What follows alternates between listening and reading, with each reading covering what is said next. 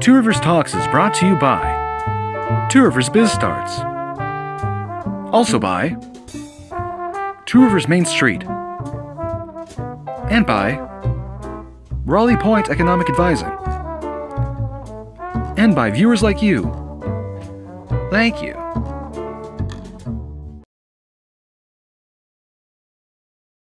And I would be like, so hyper.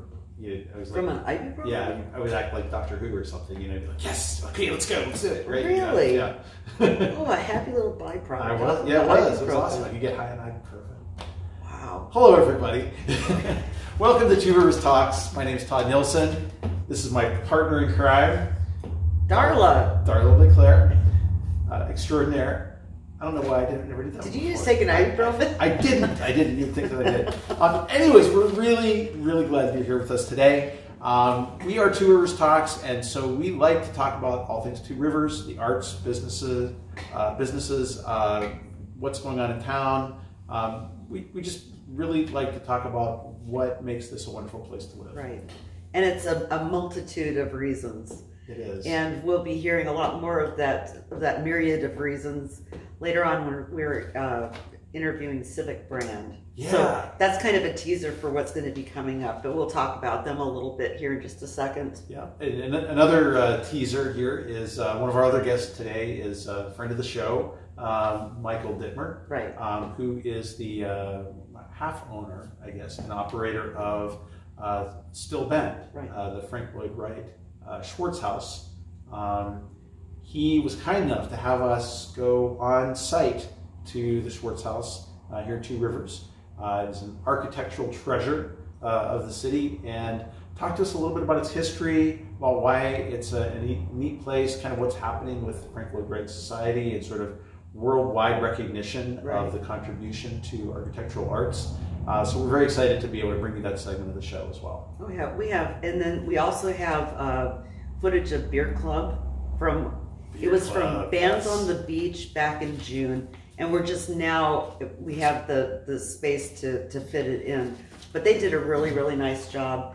I don't get to go down to the beach as often as I would like because of being here at the gallery, and then I'm tired, so then I just go home and I eat and then sleep. But I'm done with that. Yeah, I know.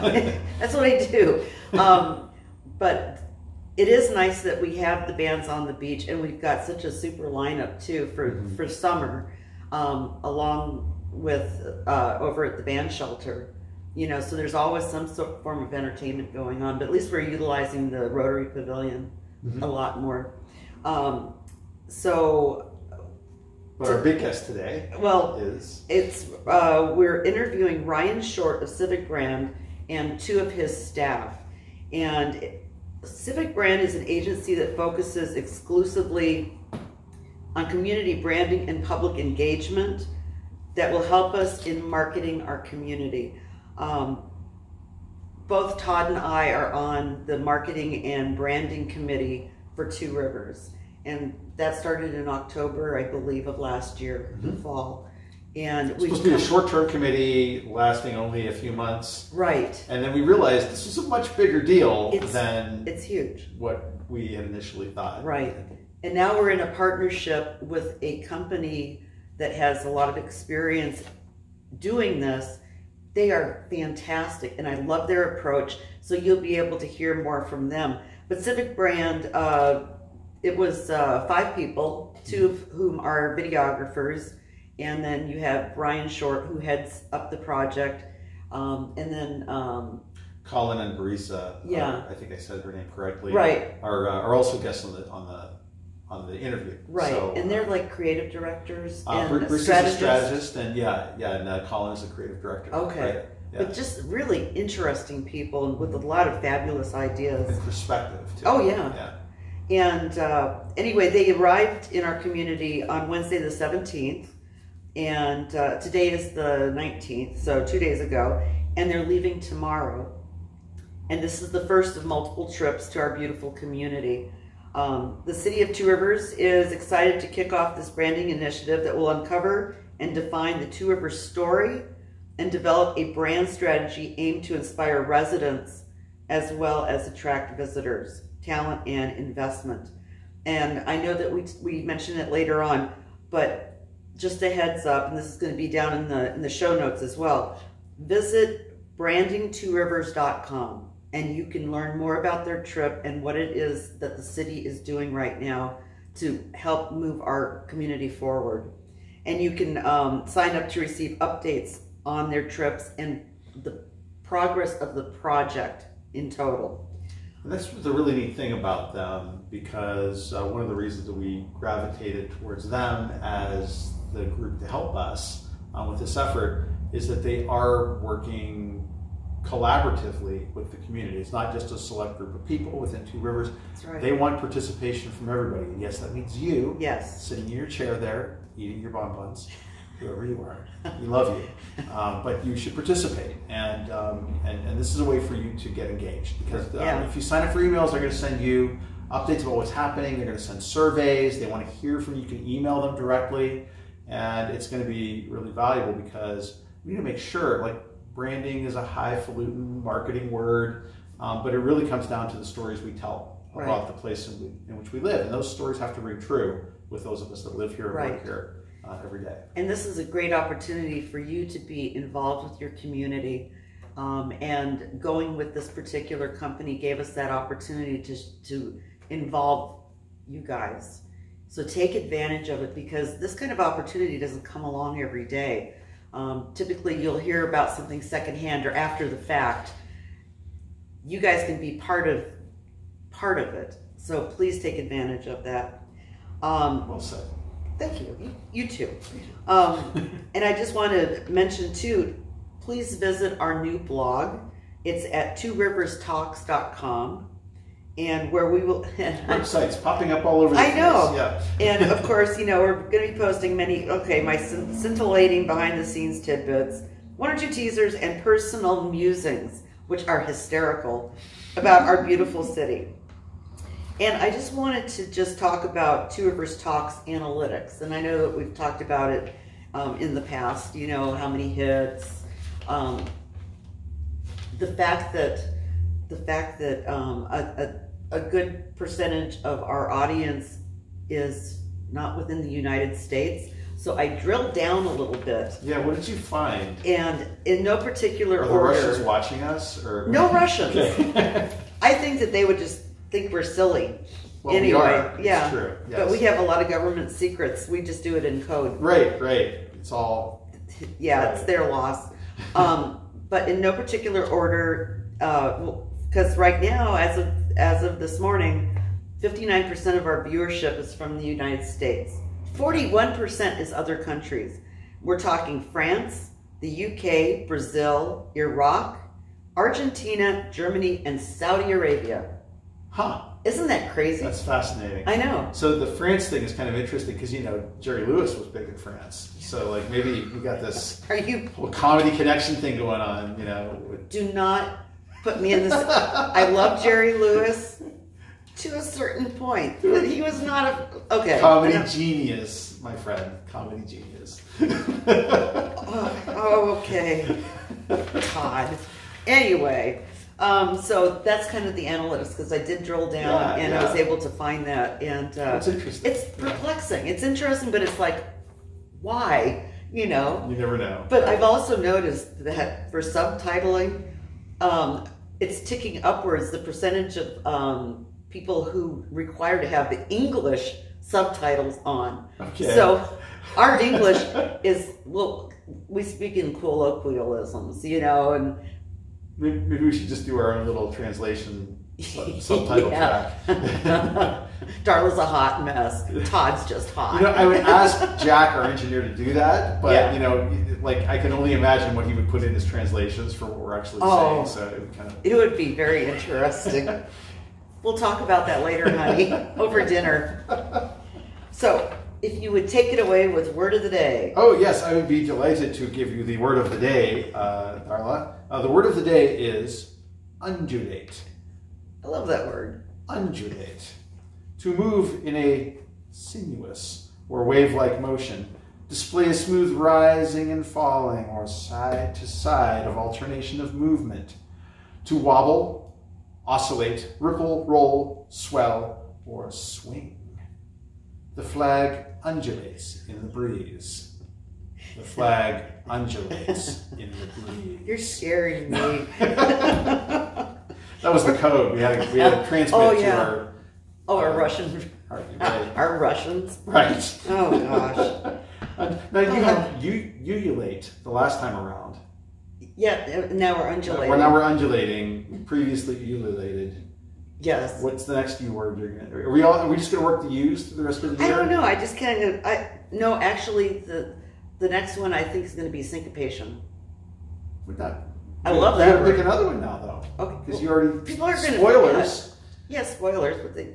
Okay. Well, we'll see. I have a whole list of words of the day. Okay. Yeah. Or if you have a suggestion for word of the day, please add it to the comments below, and we'll. And make sure it's family appropriate, please. Right.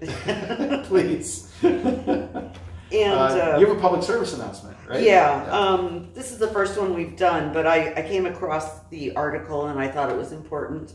The Red Cross issues an urgent call for blood and platelet donors. Following a difficult 4th of July week for blood and platelet donations and ongoing challenges finding new blood donors, the American Red Cross now faces a blood shortage and has issued an emergency call for eligible individuals of all blood types to give now and prevent delays in medical care. Donors of all blood types, especially the type O, are urged to make an appointment. You can go online or call 1-800-733-2767 to donate, and that will be down in our show notes. In the news, the Nitty Gritty Dirt Band is going to perform at Green Bay's Mayer Theater.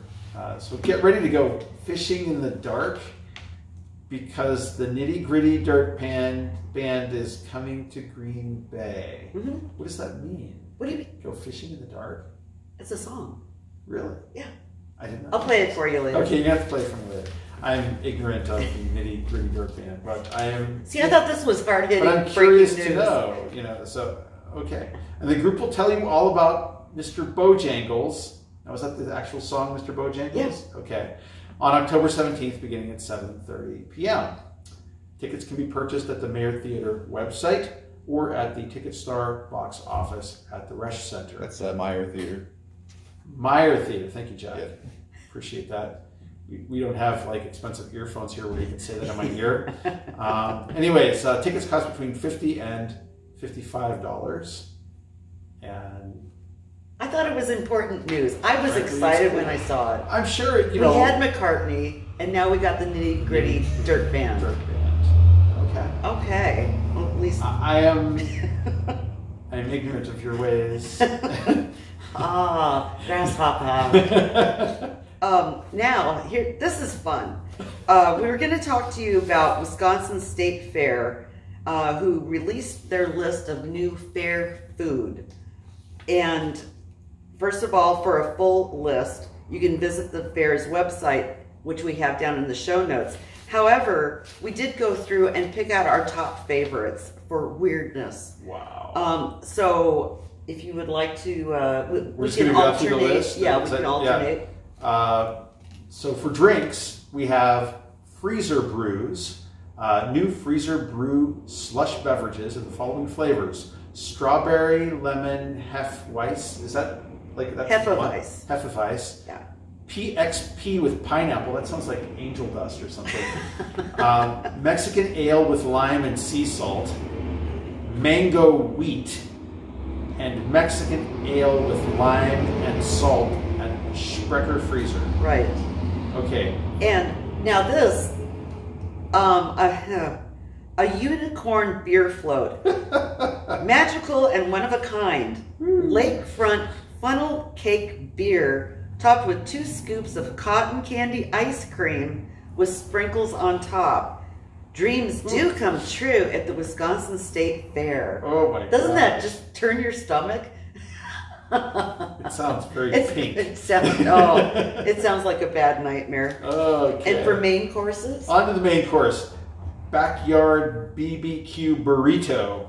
It's a backyard barbecue all in one burrito. We start with our pulled pork barbecue, then we add in queso mac and cheese, baked beans, coleslaw, and top it off with potato chips. Now, there's a school of thought that the more disgusting something sounds, the better it's going to taste. That's going to be fantastic. I think it's going to be good. And the thing is that I have the pictures that go along with all of these. Yeah. It's a hot mess. It is. It really is kind of like, yeah. It's like somebody went ahead and chewed it up for you already. Oh. But it's like, how lazy are you? Put it on a plate, put a little, 7 degrees of separation between all of the different courses, and let's not be caveman about it. Drink it with a straw? It's not quite that bad. Okay. Your straw will get clogged. Okay. That's just gross. Anyway, and then they also have deep fried booyah. Booyah. Booyah. Crispy, flaky, deep fried empanada dough filled with our version of the long simmered green bay stew, booyah. Booyah, yeah. We take beef, chicken, pork, and simmer it in WSB amber beer and homemade stock with a variety of Wisconsin-grown vegetables. We thicken the hearty broth and serve the reserved on the side for dipping. These are the normal things. We're working our way into... Well, we're getting there. Yeah.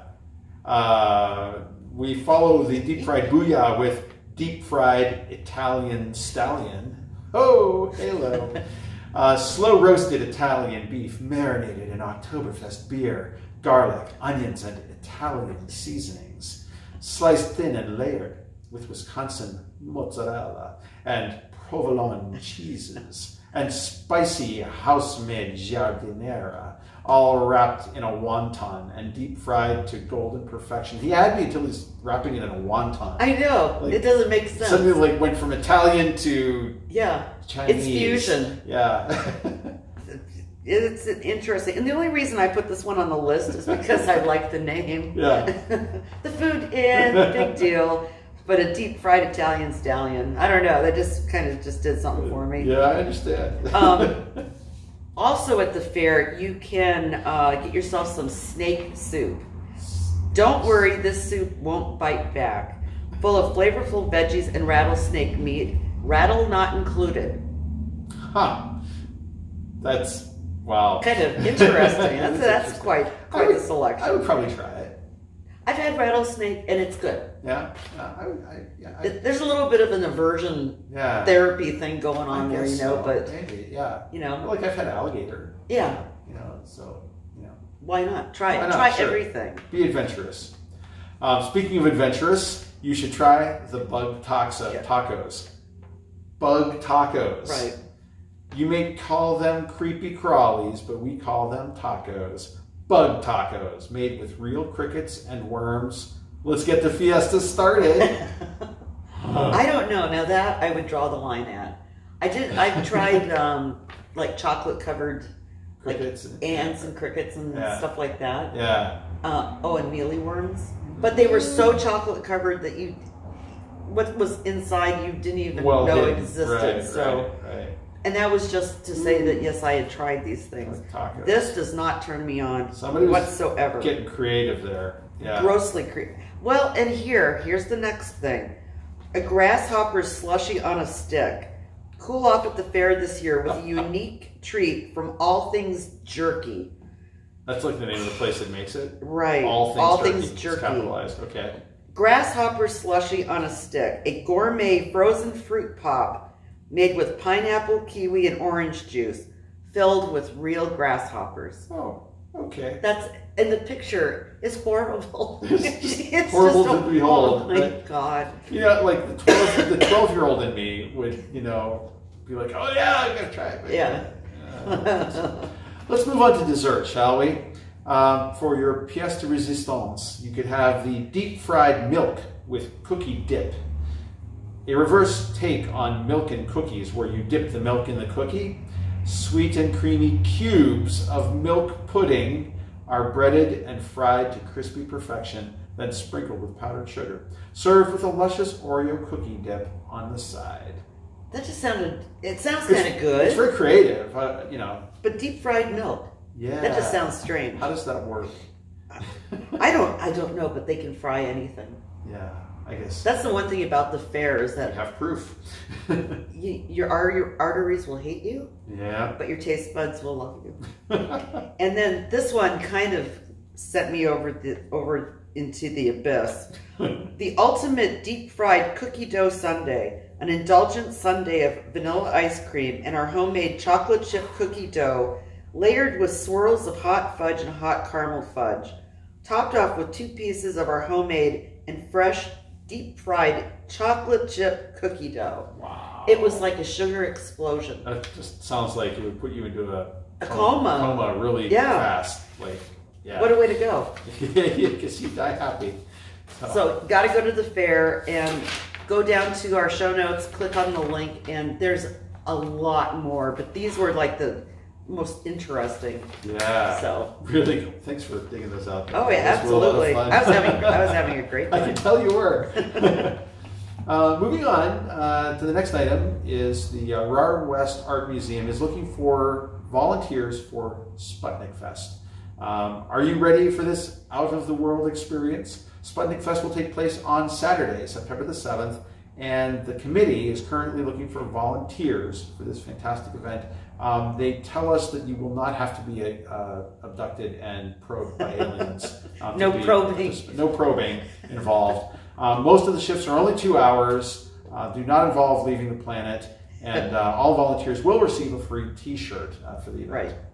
Also a great opportunity for high school students needing to earn their community service hours. Right. So all you need to do is contact the RAR West Art Museum for more information. Yeah, and I think that would be a fun festival. Oh yeah. It's crazy. I love Sputnik Fest. It's cool. Yeah. And another unique thing that our county has to offer. Yeah, it's just a strange little story of a strange little happening that is just cool. Yeah, so, absolutely. And then there was an article I read about how approximately 313 people leave Illinois every day for other states. 40 of them, approximately, per day are coming to Wisconsin. Wow. The state's out-migration crisis is due to primarily working-age residents between the ages of 25 and 54 looking for work elsewhere. From July 2017 to July 2018, Illinois' population shrank by more than 45,000 people, behind only New York for the worst raw population decline in the nation. It was the 5th straight year of population decline. Wow. A new policy brief called Leaving Illinois for Wisconsin by the free market think tank, the Badger Institute, notes that Illinois' loss is Wisconsin's gain. And follow the link in the show notes to find out why. It's very interesting. And I think this kind of news is interesting because it represents an opportunity for Manitowoc County. When you hear area employers, and I'm talking to you guys, say again and again that they don't have enough talent in this area and that we've got sort of an aging population and that there are issues, that they should be recruiting actively out of Illinois for people to come and live in the county here. Right. I think that would help reverse this whole trend that we've had with an aging population, bring some new blood into the area. And we've got great technical colleges and colleges in the area that can provide retraining programs and opportunities for people to earn a great living, living in the most beautiful county in the state. So absolutely. Yeah. And it's not just Illinois, Northern California, they're bleeding people, and it's like, let's recruit, let's get some of these people here to fill these positions and reverse this trend of, restaurants closing because they can't hire wait staff. Right. And by the way, it occurs to me, thinking a little bit about our analytics, for those of you in France, bonjour, you may wish to come here and work. We'll try to work out a work visa thing for you. So, anyways. You'd love it here. And let's get into the city calendar now. Excellent, yes. So the Two Rivers City Council is going to be meeting on Monday, July the 29th at 6 p.m.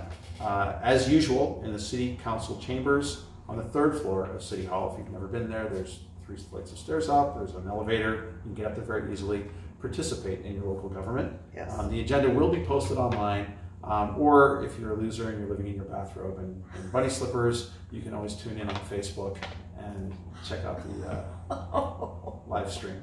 What? We're not pulling any punches today. I am not. My gloves are off. So this is tough love. So stop working on that divot in your couch. Come on, get with it. Community Care Day, which I've always enjoyed, especially when I worked for the city. Right. Is on Friday, August the 2nd. It's all day in Central Park. And that coincides with like the Maxwell Street days, right, as well. So there's like all the area businesses around here, Schrader's and some of the other local stores. It's a good time, yeah. I mean, things outside. Yeah.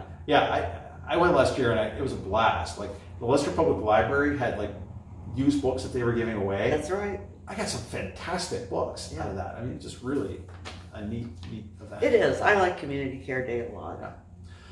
A quick plug for Two Rivers Biz Starts. We may already be past the date by the time this gets out. But I'll just kind of mention the 24th of this month at 6 o'clock at the Leicester Library. We're going to have Mr. Patrick Snyder, who's the executive director of Biz Starts at the state level. He's going to be visiting to talk about finding a mentor and resources that are available from Biz Starts, including to Manitowoc County entrepreneurs and small business owners, where they can get help or advice about running their business. We are also going to have an August meeting. That's going to be the 28th at noon. I'm going to change it up a little bit. Yeah. Instead of an evening event, we're going to try a lunchtime event. Keep it casual, networking. If you're a business owner or entrepreneur, we're just going to meet at an area restaurant. Haven't figured out which one that's going to be yet. Maybe the Family Diner or maybe Casa Mexico. Someplace where you can sit and have a conversation. But if you have an idea about someplace where you'd like to meet up, please drop in a comment. You can sign up for it on the Two Rivers Biz Starts webpage on Facebook, and it's just great to see people there. Oh, absolutely.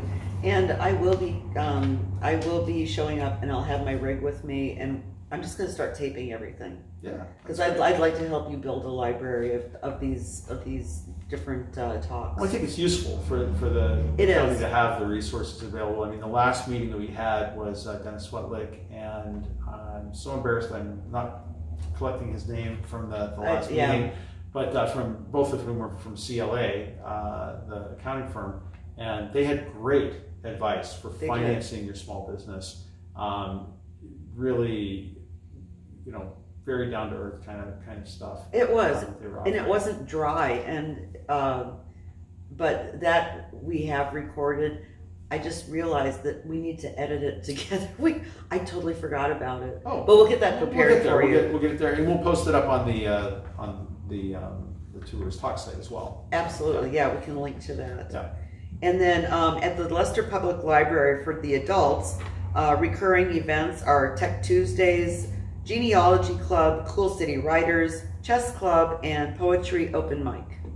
Teen programs include the Book Nerds for middle schoolers, Book Nerds for high schoolers, and video game creators. That sounds like fun. That sounds like a lot of fun. Yeah. For the youth, recurring events are Story Time, Jumpstart, and Baby Garden. And then at the Two Rivers Senior Center, we have a couple of recurring events, including cribbage, dartball, dominoes, and the Monday movie matinee. Yeah. Very nice. And Two Rivers Parks and Rec. On Thursday, August the 1st at 6 p.m. in Central Park, Jukebox Elvis, starring Dave Ellert. Dave, is he like impersonating? That's what it looked like. Awesome. Yeah. Okay. And you want to take the next one? We'll rotate. Oh, sure, yeah. The Central Park concert series with the Two Rivers Municipal Band is going to be on Sunday, August the 4th at 1:30 p.m. In the afternoon there. Central Park Band Shelter. Right. And then on Thursday, August the 8th at 6 p.m. in Central Park, the Dave Steffen Band. And that's my interpretation of that. I'm not sure. Of the news? Yeah. I thought you were doing, because it's supposed to be beep, beep, beep, we're beep. We're announcing this just in. The movie on Friday, August the 9th at 8:30 p.m. will be Jaws. Yeah. Dun, dun, dun, dun, dun, dun, dun, Okay, you're I much thought better you were at doing it than that, I yeah. am. Well, I wasn't sure what the heck I was doing. And that's going to be at the Neshota Beach Rotary Pavilion. I love how much stuff is happening at the I Rotary know. Pavilion this year. It's really cool. And this, I think, is just inspired. And you know, it makes me wonder, it's like Lake Michigan is a freshwater lake. True. We don't have predators out there like you would in the Pacific or the Yeah. Atlantic Oceans. But I just wonder how many people won't want to go swimming after Yeah. seeing Jaws, maybe for the first time. You know, I've heard that like sharks have ended up in Lake Michigan at one point or another. Really? Yeah, yeah. And Ew. I've heard stories about a particularly long and dangerous shark, about 30, 40 feet long, that's attacked a few people along Point Beach. You're making this up. I'm totally making this up. Stop it. I'm very gullible. I'm susceptible to... I was believing you. I know, it was Yeah, great. you and I are talking now. I was having a blast. Oh. So anyway, man, it has been a long week. We are a little bit silly today, but we have a lot more to show you. Mr. Roger Rusov is going to be up next, followed by Civic Brand, followed by Michael Ditmer out at Still Bend, and the beer club. So yes. Stay tuned. We have a lot in store for you. Really fun show. We'll be right back.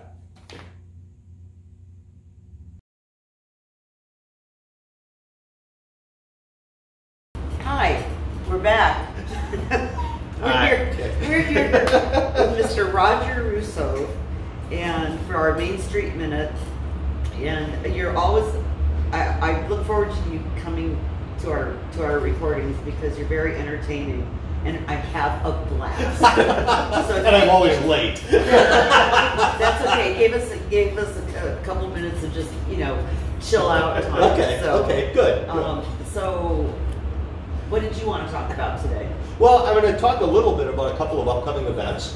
The Brew Dash coming up on the 27th, which will be right around the time this episode comes out. You can still apply online. You can even show up the morning of the 27th and register there. 5K run walk through gorgeous Neshota Park and along the lake. We're going to have beer there from Copper State Brewing Company, Thumb Knuckle Brewing, Noah Roots Brewing, and the Manti Malters Home Brewing Club. Right. Brian Smokehouse will be there serving food. Registration starts at 8 o'clock in the morning. Race starts at 9.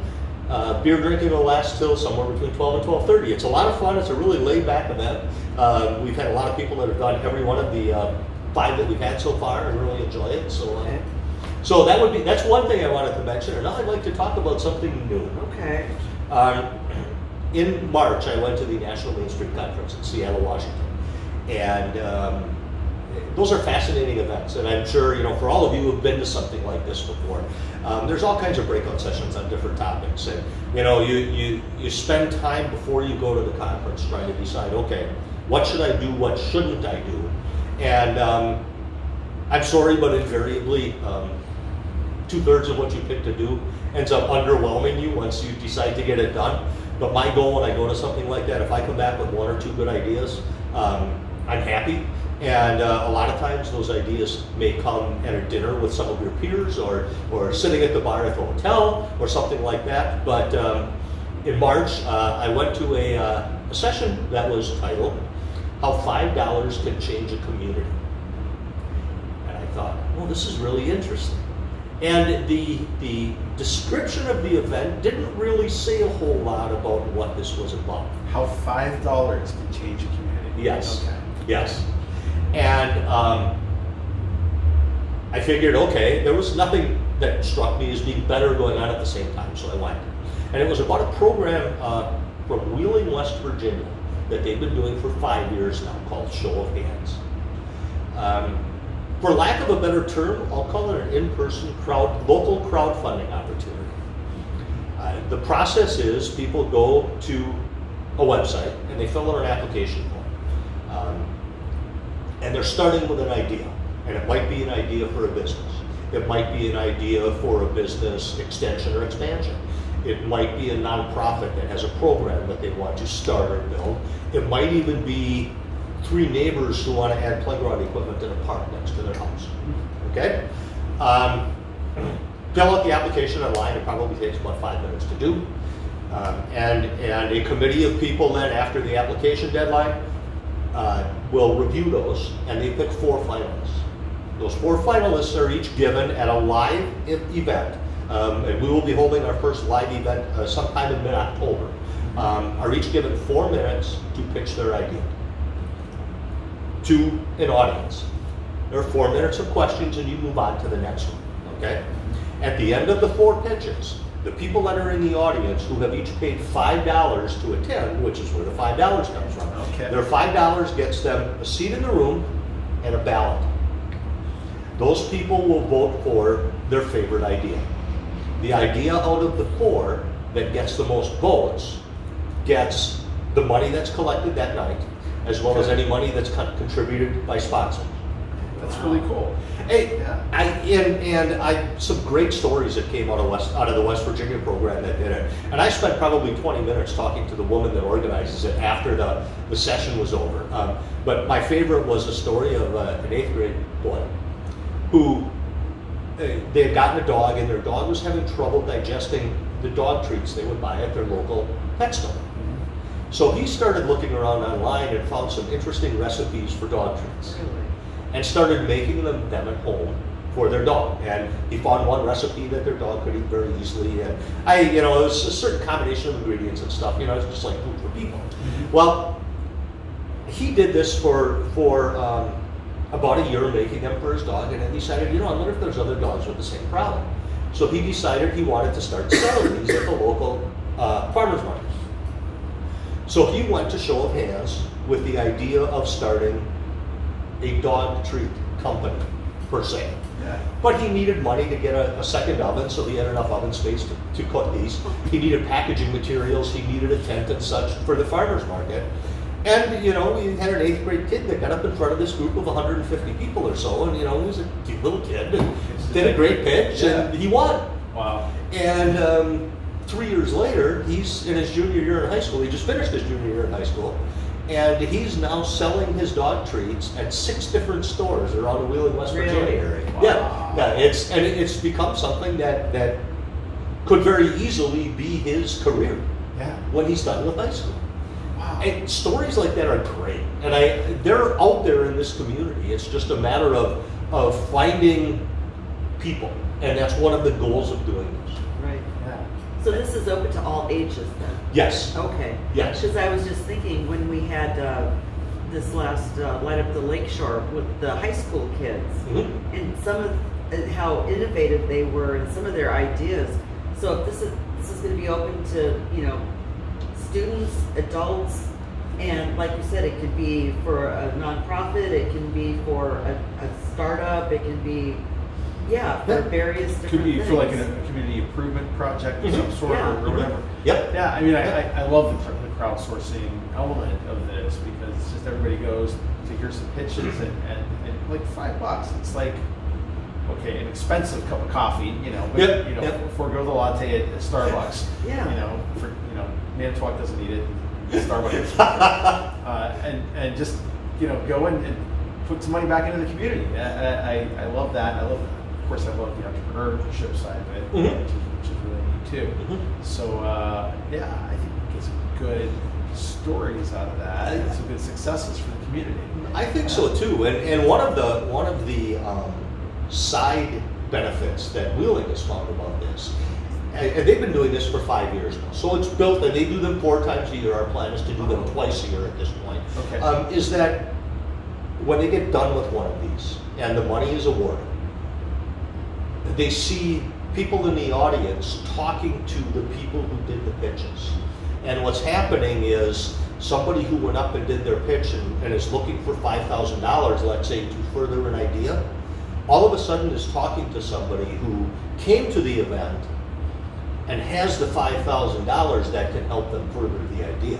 So it's not just the winner necessarily that gains a benefit from this, it's the other people that pitch this, because you've got a captive audience of people that are listening to your thoughts, and if there's somebody sitting in the audience that is like-minded to you about the idea that you have, it's a way to spur more interest in that idea. So it's almost like, what do they call it, an angel investor? Yeah. Your angel is sitting out in the audience. Yep. And it might be a good fit in a good relationship. Yes. Surprising things happen at these types of events. Really super exciting, surprising things. And what's also neat to see, I'm sure West Virginia has some stories about this too, but once a few people get up the nerve to get up on stage and give that pitch, others in the audience will say, oh, well, I could do that. Yeah. Why don't I talk about my idea, right? So that kind of feeds itself the next time around. And you're absolutely right. And when they started it 5 years ago, the first couple that they did, their biggest challenge was getting people to apply. Yeah. Right. The first one they did, they had to seek people out to get 4 finalists. Now, and of course, Wheeling, West Virginia is a lot bigger than Two Rivers, admittedly, but now they're to the point where, and again, 4 times a year, they'll have 30 to 35 applicants. Really? Yes. That's cool. Yes. Yeah. And it's all different types of things. They put a sound system in the park because they thought people would enjoy that. One was an older gentleman that had a junkyard and he wanted to do more recycling of the stuff that people brought to his junkyard, and he needed equipment to do that, and they helped him fund that project. New business startups, like the 8th grader with the dog treat, just a whole host of different types of things. Somebody wanting to, what was this again? A bakery that wanted to add a new product and needed different equipment to do it. Okay. And you get up in front of the audience and you make a compelling pitch. Like you mentioned, light up the lakeshore, same type of thing in that way. Just a little bit different structure because there's no panel of judges in this case. It's the people that come. Okay. I think we need that kind of economic ecosystem out there because you think like Light Up the Lakeshore is great. There was a lot of the money and donations from that came from area businesses and banks. That's great, and maybe and that's a higher level of investment that you're getting. If you win that contest. Something like this is a little more entry level, but what was really appealing to me about it is it's people in the community putting up their money. Right. So it's community driven. There's a stake. I've got a stake here. I've got a vote in what it is, and it's the community itself speaking about what it thinks is a priority to go there. I really do like that idea. And I think one of the important things with that community factor is that the winner, assuming if it's a business type of thing, is probably going to see a higher level of support from the community because those are the people that help them get started. Right. Yeah. Granted, it's not an investment that you're going to earn dividends on, but even the people that didn't vote for that project, you know what? They invested $5 in that, and darn it, I want to see it succeed because part of my money helped that business open their doors. Or that project happened, and that's what I like about it is that like you said, it's not a bank writing a check or something like that or a foundation writing a check. Right. And that will be a component of this without question. Right. But it's the community speaking with their money about what they want the community to be. Yeah. I think it's a great opportunity for people because I think a lot of people just feel left out. Yes. Or there isn't anything that they can do short of joining a committee or joining city council, and not everybody's able to do that. So this gives them some buy-in and some hands-on participation in a very easy way, but something that's going to engage them and get them excited too. I agree. I love it. I think it's going to be a lot of fun. I do. So those of you who have ideas, may have ideas in mind, hang on to them, start to flesh them out. Keep an eye on the Two Rivers Main Street website, tworiversmainstreet.com, or our Facebook page, which is Two Rivers Main Street. And when this is ready to roll in the next few weeks, we'll definitely start getting the word out that way, as well as other locations like this, of course, and start encouraging people to apply. Okay.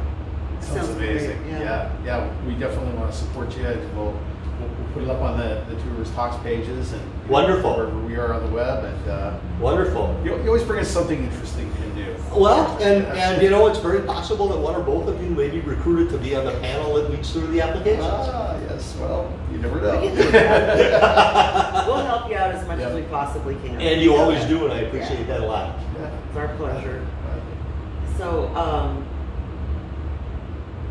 Ethnic Fest, I know we've talked about that in the past, and we know what the lineup is now. Yes. And I love Ethnic Fest. We're interviewing Civic Brand, and they're going to be coming back for their second trip during that time. Mm-hmm. And I'm so glad that they're, you know, this on this trip they've got the fish derby and the EVP volleyball, and so at least they're able to experience that today, and they go home tomorrow. But then when they come back in September, it's a whole other side of the city and a whole different season, and I think they're really looking forward to it too. I hope they are, and I love the car show, but I think Ethnic Fest is my favorite event that Main Street does. And it really is a unique event for a community this size, to give people the opportunity to experience crafts and entertainment and food. And food has become a bigger and bigger part of the event over the years, from a variety of different cultures, and find all of those things in little old downtown Two Rivers. Right. You know, and I tend to hold Ethnic Fest up when I go to state Main Street workshops or the national convention, and we're talking about promotions and things like that. I tend to hold Ethnic Fest up as something that is really a gold standard of what Two Rivers Main Street does. It's great to see all of the people downtown. It's wonderful to see businesses like Kurtz's tie into it with their Oktoberfest thing in the evening. It's one of those promotions that while we do close the street, because of the layout of the street and the number of people downtown, it's good for the businesses too, because people go into the businesses that day. You know, while the car show is good for businesses, with the car show people walk down the middle of the street with cars on both sides of the street. At Ethnic Fest, the vendors are down the middle of the street and the sidewalks and the parking areas are open. The street is closed, but it makes it easier. It's more inviting for people to walk into a business if they see something in the window that they like. Right. Certainly. Great. Well, Roger, anything else? No, I think we're good for today. Wow. If you're okay with that. Yeah, this is probably a record short Main Street meeting. The last one we're pushing a half an hour. I know, but it was fun too. Well, so was this. Well, true. Okay. And we are looking forward to helping you out for Ethnic Fest. It's gonna be a blast. Yeah. It is. I can't think of a better pair of MCs that we could have. Oh. Well, those other ones weren't available, so. That's right. Yeah, the other ones weren't available, but we're always available. We're easy. Well, and you know, frankly, another plus, the price is right. Okay. Yeah, there you go. It's just Talk about that. I know. GoFundMe. No, it's just the price of friendship. That's all it is. There you go. You really put a price on that. It's priceless. So, well, thank you very much. Thank you. Love seeing Thanks, you. Roger. Thank Absolutely. you. Great to see you again as always. And we will be right back. Todd.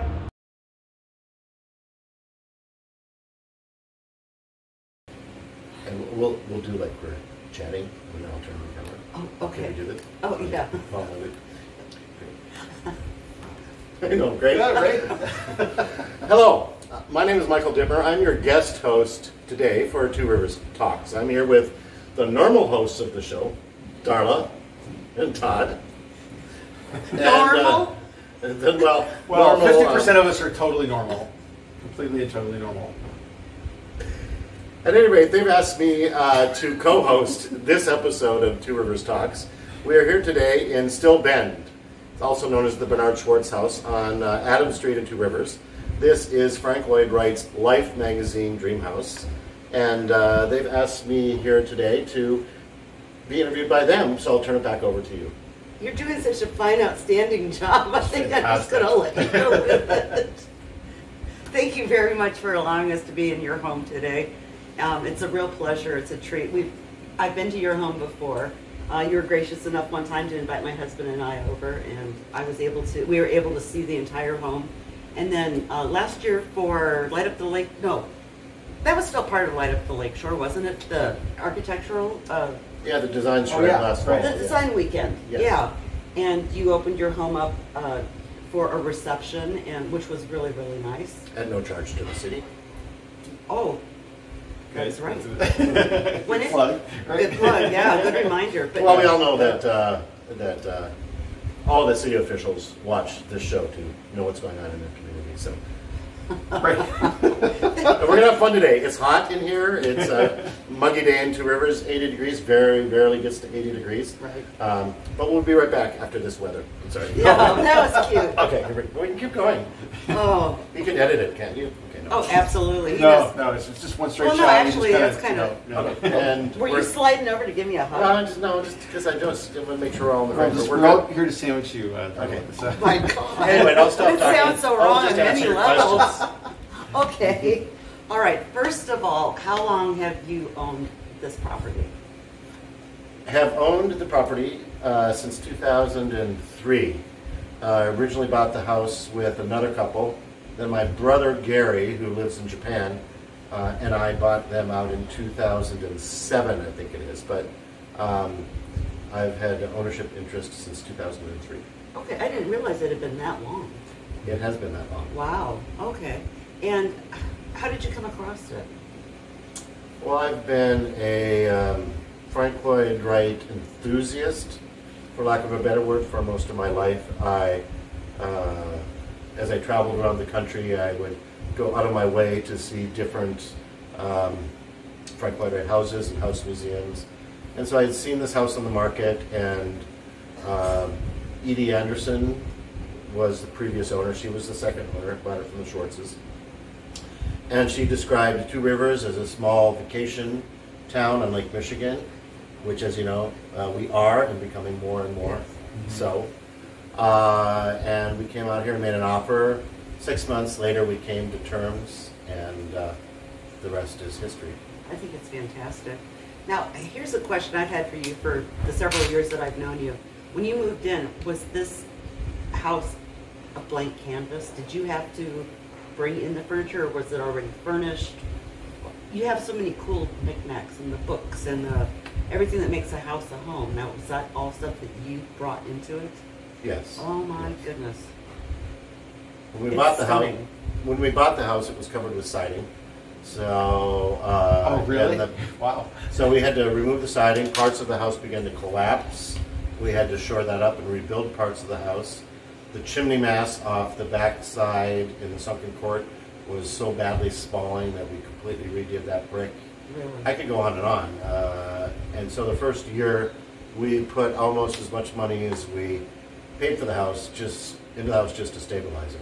And then we've accumulated books and objects over the years.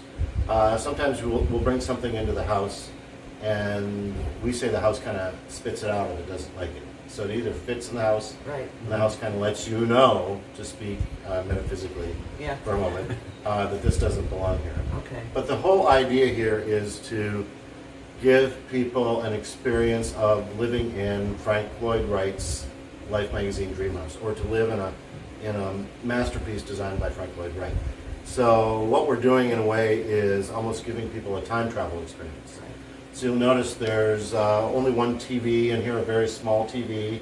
We don't have a microwave in the kitchen.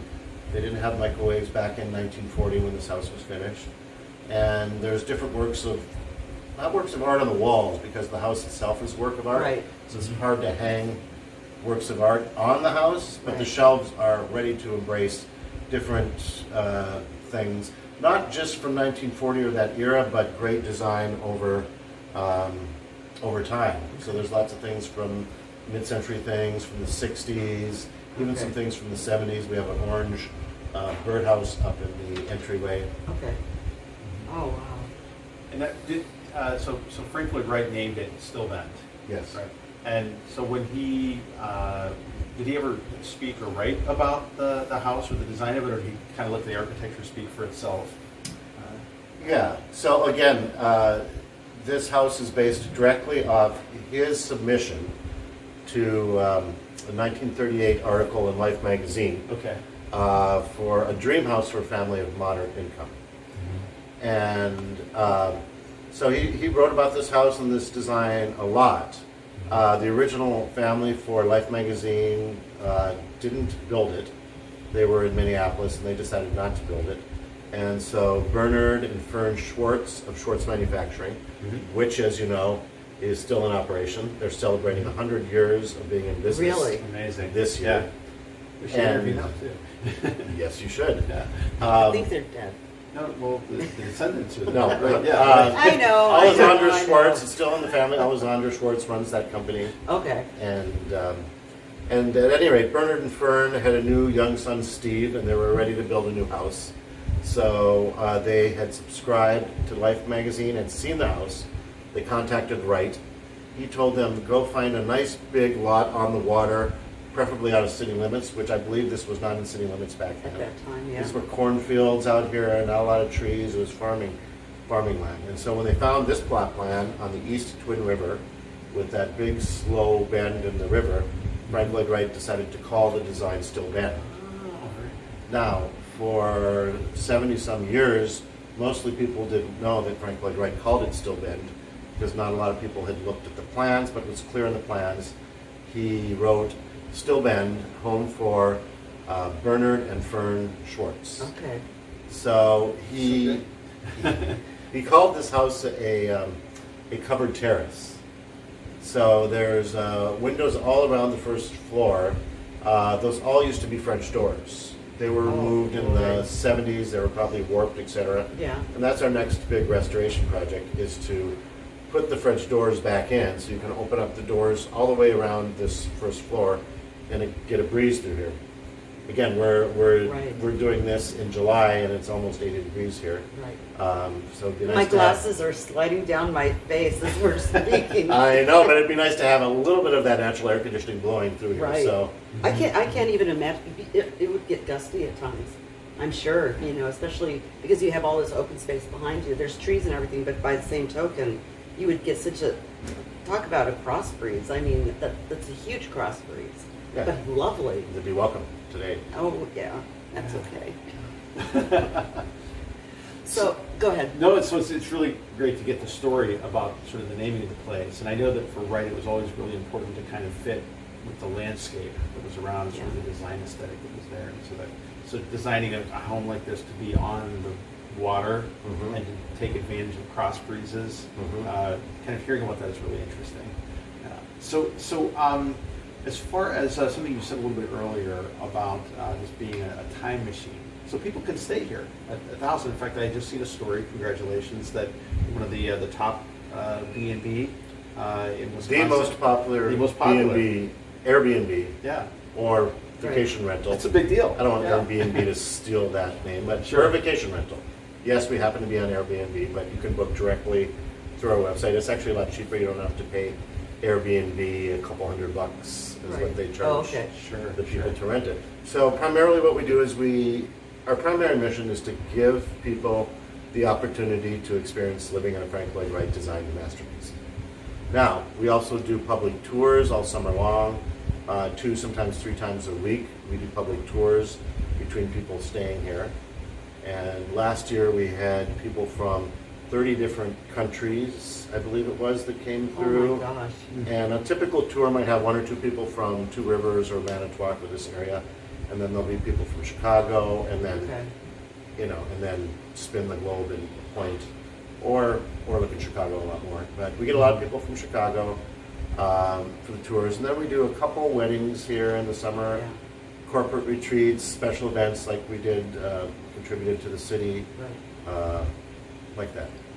I think that's great. I want to just go backwards a little bit to the design, and I kind of remember you telling me that when this plan was designed, that there was certain materials that he actually wanted to use, but because of it being built in this area, he did some substitutions. I think, wasn't it like the wood and some of the stone, and he went with more local items.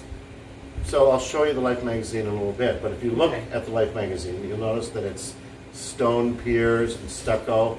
It also had glass Pyrex tubes layered together to bring in light, which is what he was doing in the Johnson Wax Administration Building, which was concurrent with this. But he didn't build exactly the original design. He decided to do the red Tidewater cypress that you see here today, the red brick, and the red concrete floors. Love it. Because that was a new style of architecture that he really wanted to promote. He called this style of house natural house. He also used the word Usonian. Usonian for him was short for United States of North America. His thinking was that every middle-class family in this country should be able to also afford great architecture and to live in great architecture. He thought this sort of architecture was really a democratic architecture. He also called it organic. Okay. Not in that he Wow. didn't use pesticides, but it's all these materials are of the earth. This Right. red Tidewater cypress, the baked earth in the brick, etc. But Usonian, short for United States of North America, he built about 60 Usonian houses. This is one of the first ones. They were typically much smaller than this, about half the size. Okay. This house is almost 3,000 square feet, and most of the Usonian houses were about 1,500 square feet. But they were all meant to be built with this board and batten design. So you see the boards here, and these battens with brass screws. These have a tongue and groove. These hold this wall to an interior core of plywood. And then the outside wall is also board battens screwed to that same interior core of plywood. So it becomes 2.5 inches of solid Okay. wood. But instead of adorning it with paint or all the work that goes into plaster and lath that they did back then, and then the plasters would come in and plaster the walls, 3 coats. That was a lot of labor. This was meant to be very affordable. In fact, they were meant to be kit houses. All the wood could, in theory, be milled at a factory and then shipped to the site, and a industrious homeowner with a screwdriver can then screw his house together. That's cool. Now the Schwartzes didn't do that. Yeah. There's only one family that tried to do that. It took them about 10 years to build their Oh house. my God. But the whole design was for It's not a for Barbie kit house where you're going to get it together before Christmas morning. Yeah. That is awesome. But it's a lovely, lovely place. And we'll be seeing it here in the footage. But I wanted to ask you, what did you do in your previous life before you're so entrenched now with this, and what did you used to do? Well, I moved to Two Rivers almost 4 years ago now. We bought this house in 2003, so I would commute from St. Paul, 5 hours back and forth, at least monthly, sometimes more, but roughly on a monthly basis, to check into the house and do projects in the house. Well, I've done a number of things in my life. I've been a television producer. I worked for public television in the Twin Cities. I worked on national television shows. 3 of the shows I worked on won Emmys. Could you mention what they are? The first show that I worked on that won an Emmy was How to Talk Minnesotan. Now, that was with Howard Moore. He wrote a book called How to Talk Minnesotan. Oh, really? I just wish someone would do one How to Talk Wisconsin. Wisconsin. Because there's a particular vernacular here, but a lot of the things that we made fun of in that special were just the peculiar things that people do in Minnesota, like eat hot dish, or have what's called the Minnesota long goodbye, where someone's going to get ready to leave. About half hour later, you might see them driving down the driveway, Okay. and you stand and wave. It's called the Minnesota long goodbye. They have that here. It's the Wisconsin long goodbye. There's a variation of that in various states. Yeah, Yes. right. Yes. Those are just the annoying relatives that you didn't want to visit in the first place. And then I was also a consultant in the restaurant industry. Oh my gosh. Had a customer service training company. We did customer service training for the Department of Tourism. Wow. and different hotels and restaurants, etc. And I've also been a general contractor. I used to rehab houses during the foreclosure crisis back in Minneapolis, St. Paul. Okay. I've done other things, but that's You've had a varied career. I mean, you've had a lot of experiences, and that's kind of what's made you who you are, which is like really fascinating. And I like hanging out with you. You're always a challenge and a joy and a surprise, all wrapped up in a Ditmer. Might I say likewise to you. Yeah. You never know what you're gonna get. And I like Todd too. So. Yeah. Thank you. Yeah. I appreciate that. I do too. He's okay. Oh, I have a present for you later. You did? Yeah, I do like you. You're all right. And now, can you tell us? Now, you're very super involved with the city in different capacities. Can you tell us what you've been doing on the branding and marketing, as an example? Yeah, I'm sure Todd has talked about this in one of your shows, but what am I doing? Not too much, a little bit, but. Well, by the time this airs, most people in the city will know that the city has contracted with a place branding agency. What that means is the city has hired a company called Civic Brands. The intention is to really develop a clear narrative in the marketplace, to use jargon, as to who and what Two Rivers is. And so I serve on that. It's a special committee of the city council. And then I'm also working with Kurt Andrews, who's the head of that committee. We're working to promote the summer events, a lot of the summer events in Two Rivers, and just the summer to bring more people into town, specifically Bands on the Beach. We've really upgraded what we're doing there. And ethnic festival and some of the other large festivals. Okay. We might as well make parking even more impossible on those. Absolutely. On those days. Sure. Yeah. You know, we have welcome arms here in Two Rivers. The more, the merrier. So I'm working on that, but we really want to get back in that initiative. At least, speaking for myself only, I really think there's so much in this city worth promoting. Yeah, the beach is excellent. I was down there yesterday for the 4th of July. It was packed. And people know the beach is here, but people don't know that we have a world-class wood type and printing museum. A lot of people don't know that you can get fresh-caught Lake Michigan whitefish at Susan Q's. All the local people know that here. And we really have a rich history here.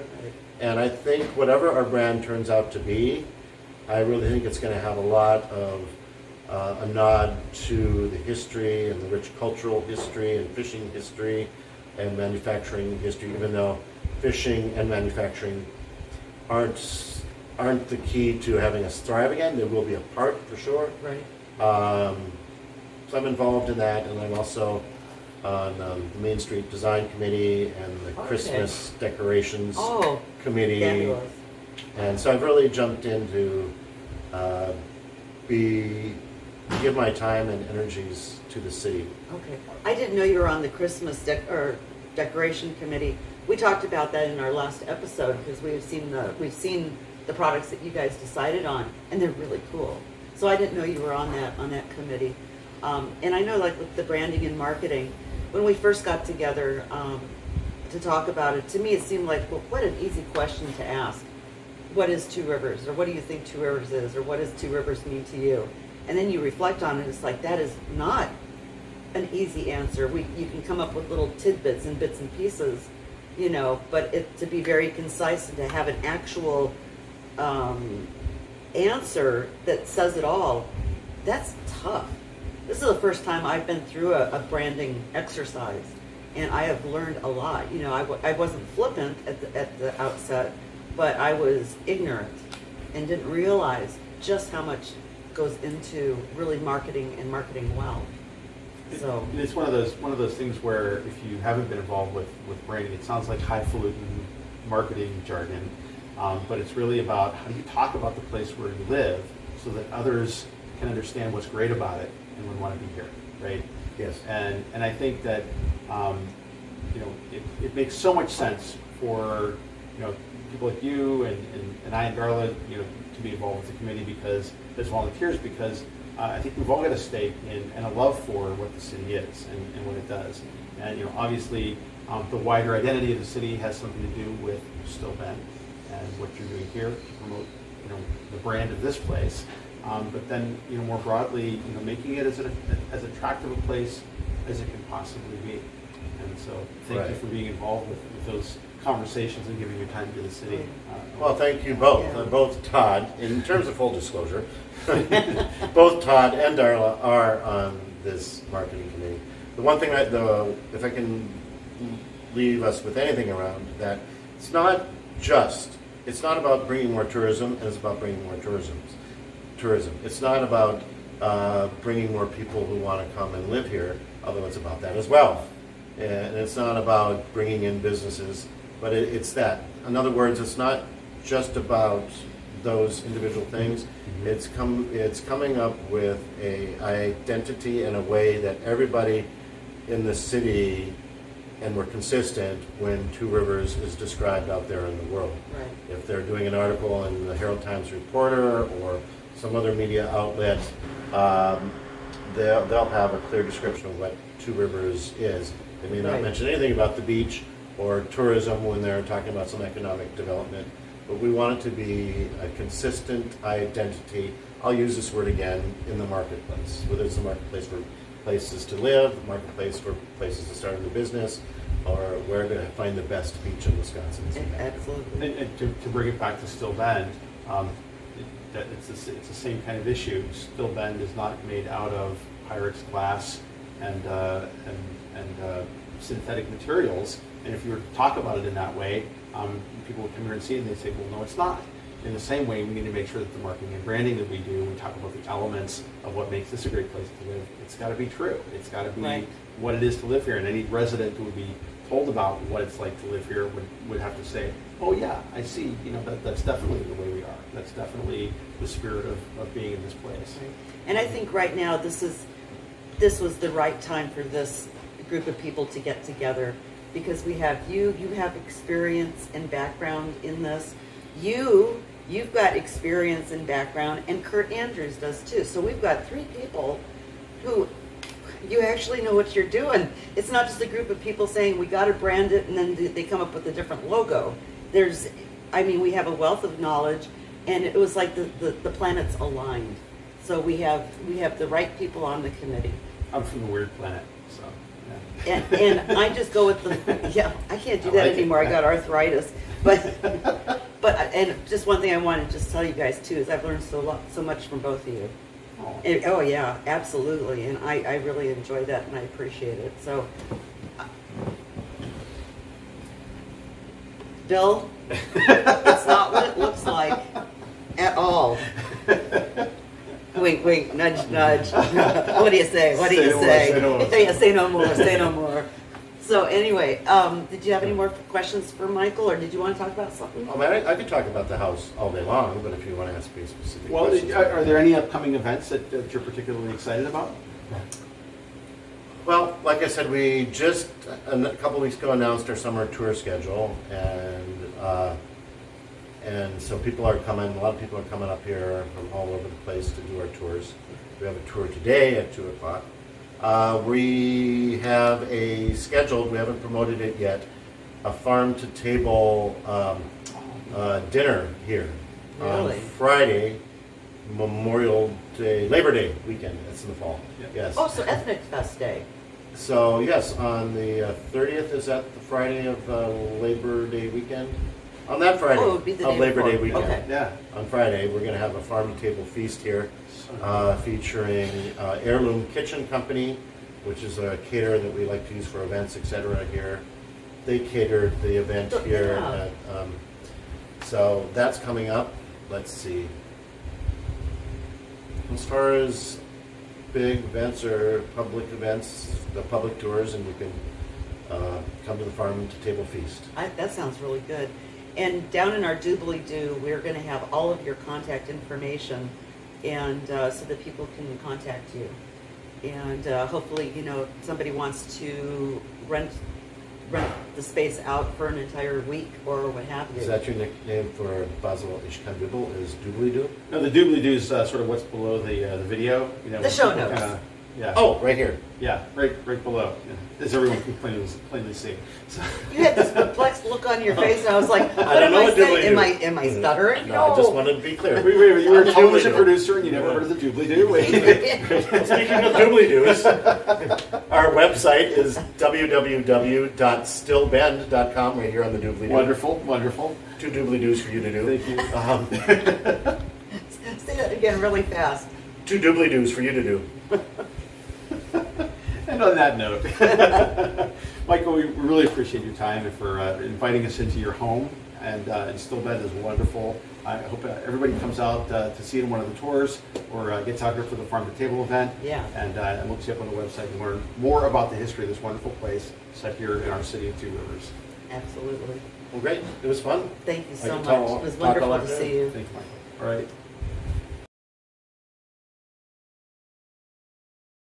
Okay. All right.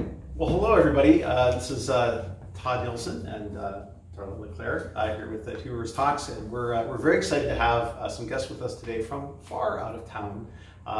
The founder and members of Civic Brands, a destination marketing agency. Is that a fair thing to say? Absolutely. Ryan Short, you're the founder, and then maybe you want to kind of introduce your teammates here. And Yeah, for sure. we have lots of questions about why you're here in Two Rivers and what you're planning to do. Yeah, so I'm Ryan Short, founder of Civic Brand. We've been an agency for about 11 years. Started, corporate branding and all of that, and then kind of slowly through working with some planning firms and architect firms, kind of found our way into sort of the destination city side of things. And so, yeah, we work with communities on, community branding, but it's not just purely about tourism. It's tourism, economic development, civic pride, all of those things wrapped up. I'll let the rest of the team introduce themselves. Yeah, so I'm Colin Coolidge, creative director at Civic Brand, and of those 11 years, I've been there 5.5. So yeah, a lot of what he said, and I'm excited about these questions. So I feel Excellent. I'm Brisa Byford, I'm strategist with Civic Brand. Been here about 3 years, and same as everyone. Brisa, you said. Yes, Brisa. Great, Mhm. great. Well, and there was a strategic reason why I did your name, because I pronounced Ryan Short really easily. I wasn't sure if I was going to get you guys right, and Darla will tell you I'm terrible with names. So, As am I. so thank you for saving my bacon on that one. We're super glad you're here. Just by way of context, so Darla and I are both on the marketing and branding committee. We volunteer our time with that here in the city of Two Rivers. And as part of that effort, we were looking for an agency to help us tell a more coherent or cohesive narrative about the city. We went through the process of looking at some other agencies, and you guys really stood out. Not just for your chops on what you're doing, but the video work that you've done is outstanding. You can't see this on camera, but there's actually a set of cameras behind us that are filming us as we go. So it's very meta right now. Now you can't see it actually, but we're really pleased and happy that you guys are here. And you're here for a couple of days, and then you're going to come back again a little bit later on. So tell us a little bit about your process and how you work. Yeah, for sure. I mean, I think the big thing for us is engagement. There's a ton of great design agencies. There's a ton of great branding agencies.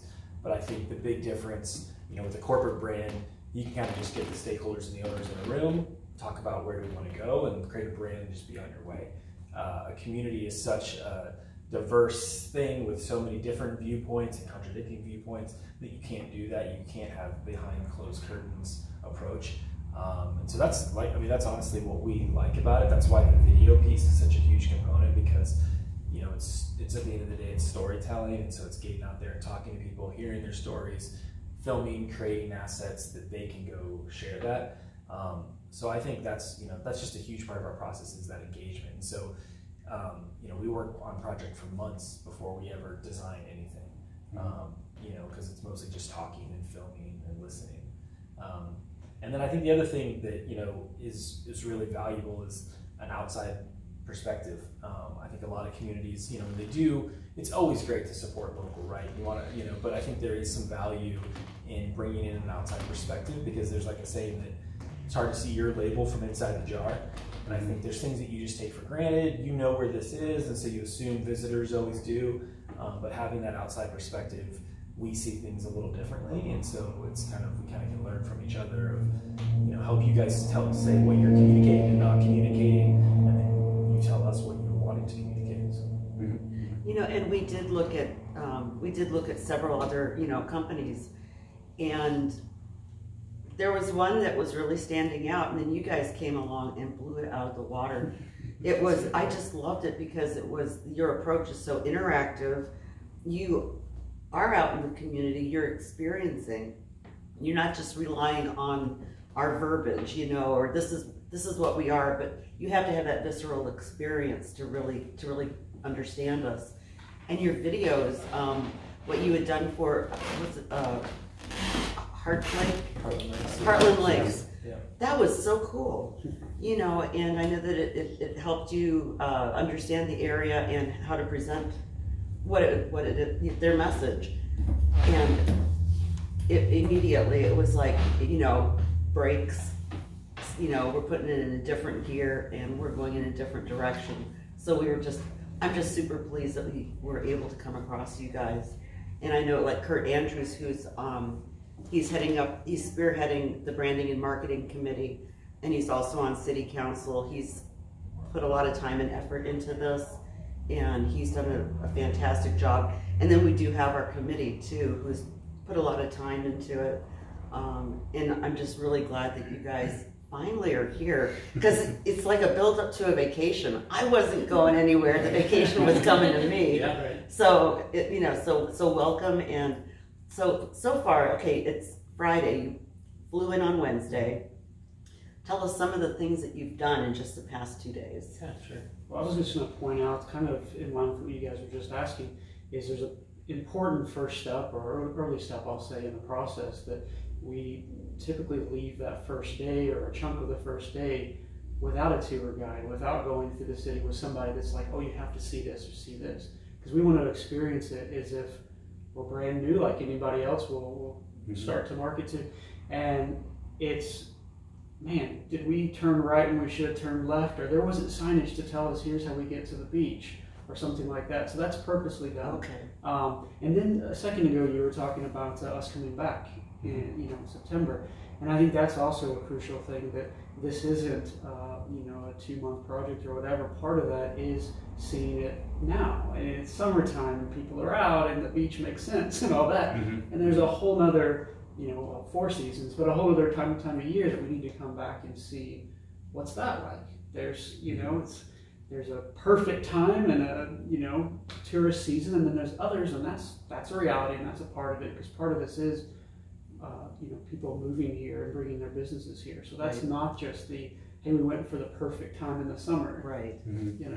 There's other aspects to it. Well, that's something that I think stood out for me about your processes as we were learning about how you guys work, which is that it is very out and involved with the community, talking to people, encountering the city as it is, and not having sort of that guided, curated version. Because I know you get somebody like Darla or me or Kurt, we would be doing exactly that. We'd say, oh, you got to check out this other thing. We're doing this because we're not what you want to do, but what right. We're some of the we're some of the biggest boosters in the city, and really big fans of what's going on here. And obviously, we wouldn't do the podcast if we didn't believe passionately in what we're doing. So, well, I think another fear too, that I guess in doing this and starting this a while back, that I would think people would have like this, where these idiots from Texas coming here or whatever, and it's you don't want to come in and say we know what's right.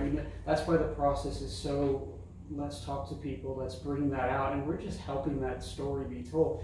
And part of it too is the being too close to it. So something that might be one of your biggest assets, well, yeah, we just go to the beach all the time, that's not a big deal. I'm like, wait, that's something. So it is important, and it is important not for us to come in and just go, we got it, we toured for 2 hours, let's go make a logo. No, that's not it. Right.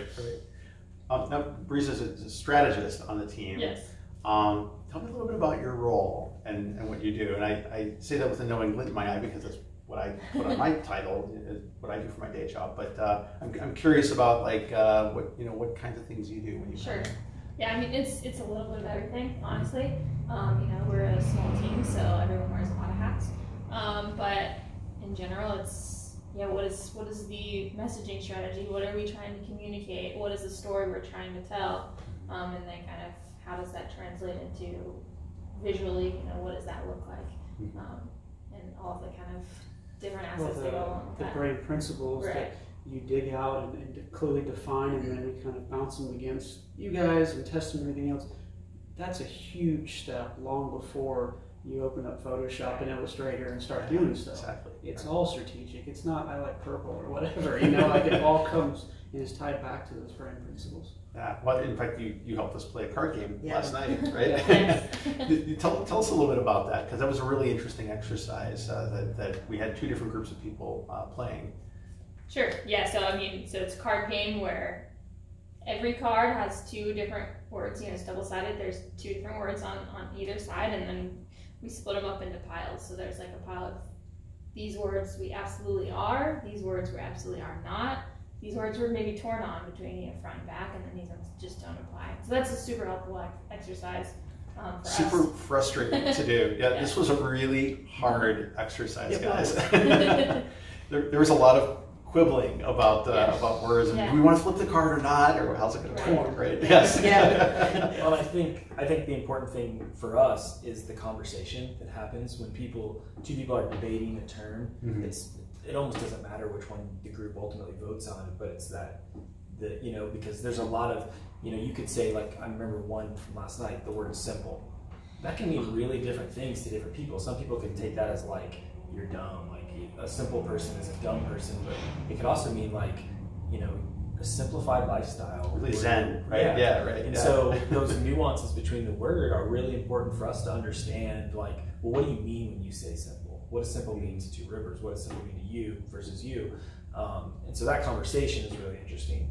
And a lot of our process, obviously we want to create something that, is great and that you guys can implement, but it's almost, we kind of sometimes joke, it's almost like a therapy session for the community, because it gets people to think about things and talk about things that, maybe they focused on just their business or their thing, but they haven't always kind of talked with other people and neighbors that sometimes, view things differently. And, you're saying, one person's saying, we're progressive, and the other person's like, we're definitely not progressive. It's interesting to hear those conversations, and I think that just that conversation is valuable. It was interesting. It was, I think tempers were getting a little warm, actually, but the thing is that, when we first started this process and I was asked to be on the committee, I thought, oh God, how simple is this going to be? And it's not. And there's so much psychology involved and understanding people, and you have to drill down to the core message, which at first I thought, how hard could that possibly be? It's obvious, right? Really, it's got to be obvious. So I have learned so much during this process, but the psychology that's attached to what you do, it must be fascinating for you guys sometimes just to listen to some people, how they discuss their community, Yeah, it's also great just to see how much people care about their community and want to make it better. And there's always like optimists and pessimists within any community and group, but just we see people's eyes light up when they're giving us tours or telling us about their business or their family that's been there, and so that's just super rewarding, Right. And I think a big thing for me when kind of trying to help shape our process is, I saw a lot, like just in the branding and agency world, research and strategy was like, it was kind of just a thing people just said, because who says their work's not strategic, right? Everybody there was strategic. And even the ones that would do the research, I feel like they would go through the motions, do the strategy, do the research, and then they would just design or create the same thing they would have created whether they had done that or not. So it was kind of just like, they just kind of sold an extra strategy service and they just did what they were going to do. A lot of organizations get turned, like in the corporate world, where I work, a lot of organizations get turned off by strategy because they don't see the connection between all the legwork and the research and the actual output of what's and there's no connectivity between the two. Yeah, they want a shortcut and just like, that sounds great, but let's just pay you to do the thing, not the thinking. I think that's why part, right? documenting these things, the process and everything else are so important, because you have a lot of people that haven't come to the early meetings. Maybe it's they couldn't make it or whatever, and at the end they see this thing, you pay all this money to strategy bit and all that, and this is, it's purple circle, good job. But then you go watch the documentary and you figure out that these are tied to the brand principles. There's all this strategic work behind it. That's so important. Yeah, it's great, and I think that external perspective is so important.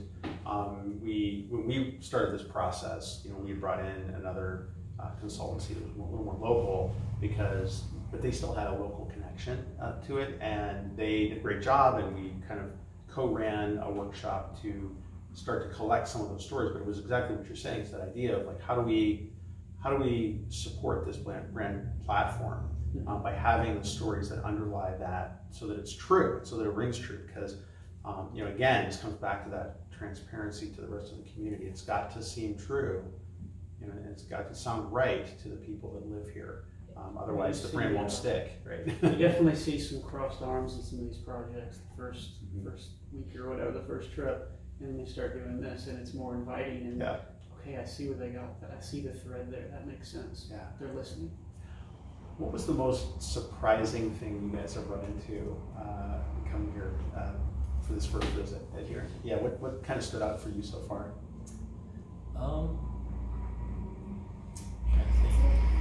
It's just all the things to do. You think a smaller place in general? I just said that, and I stopped there. Okay, we're there for 3.5 days. Like, what could possibly?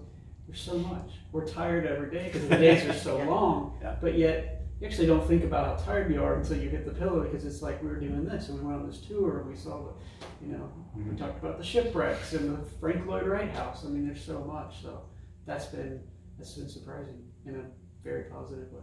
And what are some of the places that you've already been, and where are you still going? Yeah, so we've been to Point Beach, the lighthouses, walked out on the pier. We just took a tour of the Hamilton Woodtype Museum, which was amazing. Isn't that neat? It's really awesome. Yeah. We took a pontoon ride, did some kayaking on the river, kind of got to tour from the dunes, the sandhill dunes, Woodland dunes. Yep. Nice. And talking to some local business owners. Emily is a new ice cream shop, right? Which is, every community's like the problem we're trying to solve is like new businesses that can entertain both residents and tourists and young people, and like she's nailed it with that, so that's exciting to see, and hopefully that like sparks other entrepreneurs and people to see like what is possible. And so we interviewed her and kind of learned about her shop. Just the bikes along the lake, just watching the waves crash. I mean, that's probably the thing that was most surprising to me, because I've been to a handful of places on the Great Lakes, and some of them are not as nearly as like picturesque and like a true beach and like beautiful. Sometimes it's just kind of like a lake and very like rocky outcropping and so that was really surprising. And then the first thing that Clay, one of the guys on our team, mentioned when we were driving in was just like how beautiful, like the flowers and like the landscaping and just like some of those attention to details. You can really see that there's just that pride and that. Just the upkeep of public parks. Yeah. We talked about that this morning a little bit. Yeah, it's very much in line with the flowers and that main street you come in on. Yeah. Very, very striking, right? Yeah. Well, you noticed it. So sure. Yeah. Makes us feel good. I know. I don't get out there and weed, but I sure enjoy looking at it. So. Yeah. Well, so recognizing for the moment that it's all about Two Rivers, and we're very proud of that. But what can you point to any sort of notable successes in other either counties or cities or destinations that you've worked with? Like, what can we look at as maybe sort of a potential outcome from some of this? Yeah, I mean, I think you guys have the great bones of a downtown and Main Street, but there's also a lot of there's some vacancies and buildings that can be updated, and I think part of this process can just invigorate a new sense of like pride for like possibly current owners in the city to like see that public-private partnership and kind of help put some, you know, incentives and money in places and attract businesses that, so I think just seeing that kind of return to Main Street, and that's the thing you're seeing across the country, right? It was like Main Street and then big shopping malls, and then those are being killed by Amazon, and now it's this like return to Main Street thing. And so I think, I mean, I would be super excited to come back and see like where you guys are 3 years from now, 5 years from now, like what is Main Street? What does this Main Street look like? And I think that's a real tangible thing to think about and to look for. You know, other successes are, you know, sometimes more just increasing the tax base and, you know, very like metric based signs of success. But then a big one is just awareness, you know, of people just saying, oh yeah, Two Rivers, beautiful place, and I love it because X, or I've heard about it, it's great about this, even if they've never been there. Because there's a lot of cities that we can say what that city is known for, and we've never been there, you know. Sort of burnish the reputation a little bit. Yeah. So I think those are some goals, obviously. When you're talking about Main Street, we've been talking about kind of a chicken and egg situation where there's like, not the people, do you open the business, and it'll bring the people, you know, which comes first. And talking with Emily, like what a great story. Somebody's got to do it first. And she believed in that idea and did it. And I forget the city example you were talking about earlier where somebody opened a business, made that bold first step, and it was this domino effect where the downtown just, I forget the city. Lockhart, Texas. Yeah. Lockhart, okay. Yeah. So that, I'm excited to see where that goes. Starting to create momentum. You need is that initial Somebody's success, gotta, and somebody to follow that person. It's a slow. I mean, it's it's not like it's an overnight thing. Right. You know, you're not going to roll out a brand and then all of a sudden, Right. you know. So it's incremental steps, and each step is a big individual person's, like with businesses. That's like the biggest decision and purchase of their life. You know, and it takes several of those life-changing decisions to make a city different. You know, absolutely. But it can start with something as small as like a new ice cream shop. You know. Yeah. And it's groundbreaking. I think that's, you know, because one thing that Two Rivers has always been known for is our innovation and things that we've created here or started here, and that spirit is still within the people who are from here. I'm a transplant. I'm originally from Los Angeles, and I just happened to end up in Two Rivers. And then Todd, he's not originally from this area either.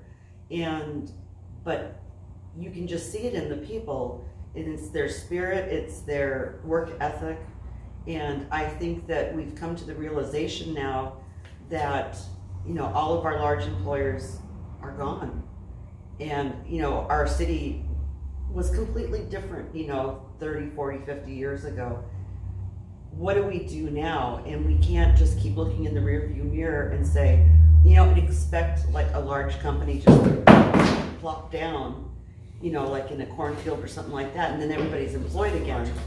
That was a large company plopping down, Just dropped. far out. I take back everything I say. Now it is hiring. possible. Now hiring. So, you know, but the thing is that none of these companies, no company ever starts out large. They start off in a kitchen or a basement or a garage. And that's why we're really passionate, especially with like Two Rivers Biz startup companies. And I know like Todd and his wife Noelle, they do everything they possibly can to help people who want to start a business, because that is a long road to hoe, Right. and there's a lot to know. And so we're kind of taking that approach, you know. It's a two-pronged approach. We want to be attractive to visitors, yet we have an obligation to the residents of the city, and to make sure that they have a fantastic quality of life, that they have good employment. And so we're looking at all different aspects, and it's a huge chunk, but yeah, I think, and it's a long road, it's hard, but I think it's healthier. I think somebody even, you know, I think it's a healthier way for this. There's another podcast and a blog, Strong Towns, that's all about kind of, you know, urban planning and all of that. And it's basically the idea of incremental development, not all your eggs in one basket, very adaptable, because there's a lot of communities that do still have that one large employer, and they're they're so dependent on it that they're like, it's all your eggs in one basket, and they're just kind of constantly living on this fear of what if that goes away. And the fact that you guys have kind of gone through that, you're alive, now we're like looking at what is like the next phase look like for Two Rivers. And it's, I think that more incremental, creative, entrepreneurial, you know, more adaptable is actually healthier, because it's less catastrophic when, you know, you lose one restaurant and then something else comes and replaces it, versus you lose somebody that employs 1,500 people. Like, yeah, it doesn't get replaced overnight. Right. And then, you know, also just the shift in priorities that people have of, you know, an industrial factory on the river versus now kind of the lifestyle of like more kayaking and like enjoying the outdoors in the river in a different way, not seeing it as an industrial mechanism to move logs up and down the river and ship your product, but as a recreation place and healthy living and all of that. I think that's a shift. And just watching that time-lapse video of you know, the old building going down, and then all of a sudden you see these like churches in the background reemerge that were hidden, and you know, you can see the green space and there's birds out there. I mean, that's exciting, I think. Oh, absolutely. You know, you know, and the thing is too is that, you know, and it is the chicken and the egg type of situation, but to me it seems like if we have an attractive community, someplace where people want to be, is a great place to raise kids, or it's a great place to recreate, that's going to, and we have a very fluid society now. You can work from home very easily. You don't have to be, you know, in a suit, in a cubicle 9 to 5. So people can live in a community like this and yet be reporting to somebody down in, you know, like over in Sacramento or what have you. And I think that as an attractive community where it's pleasant and you're going to have a good life, I think that's going to attract employers. And there's a symbiosis, you know, so it's a delicate balance, but I think we're able to do that. And, you know, when you look at like state to state migration patterns, you know, there's some states that are just bleeding people. Well, where are they going to? Oh, forget about South Dakota. Just keep traveling a couple more hours and you're going to be in Wisconsin in this really fantastic place. Right. And I think that there's different markets that we can capture. And one of the ones that I would like to kind of focus on, because I'm prior military, is looking at, or kind of like, I don't want to say target them, but, you know, keep them in the forefront, are military installations where you have a lot of people retiring or going through separation, because a lot of the people who are in the military are not going to go back to their hometown. They went into the military for a certain purpose, and it might be because there were no jobs, you know, so they're more apt to move someplace they've never been before. So I think that is a really good, that would be a really interesting demographic to go after. Yeah, for sure. So I've been curious about this as we started having conversations yesterday. What kinds of problems do you hear on a regular basis from places you visit to help that they perceive as a huge glaring problem, but it's almost never the actual problem, where it's never sort of like the big issue that needs to be addressed? Sure. Yeah, I think one, there's just a lot of confusion about the role cities play, like how cities work even, right? So you know, we'll go to public meetings and we want to talk about things, and it's very easy for citizens that don't fully understand that to just kind of view the city as like this genie that like, I'm just gonna go tell you we need parking over here and I want this, and why don't we have this type of restaurant? And you know, cities aren't in the business of opening restaurants, and you know, they create zoning and environments and incentives to attract that, but at the end of the day it's up to the private money and developers and investment to do some of that. And so that's one thing, is just, you know, there's just that hurdle that you have to get over of, okay, we're not talking about parking right now, we're trying to talk about these other things. Do you guys have any other thoughts of? I think we talked about it this morning, there's always going to be some people that no matter, you know, what you do, they're negative. You know, hopefully that's a very small amount. We don't have anybody like that in Two Rivers. No. Do you ever get out of your house?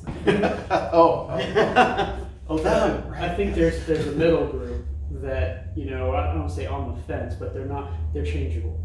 You know, they're on the far end of the spectrum, they might have arms crossed or whatever, but that's something that you can pull the other way, make an ambassador, you know, advocate of the whole project, and so that's the hope, is they come and they get involved in documentary and everything else. But to your thing of the problem, there are some, hopefully again very small, but they're just that type of person, and you really can't worry about Very that. small but very vocal, and that can really kind of, you know, for lack of a better term, kind of poison the well, because an attitude like that can be very infectious.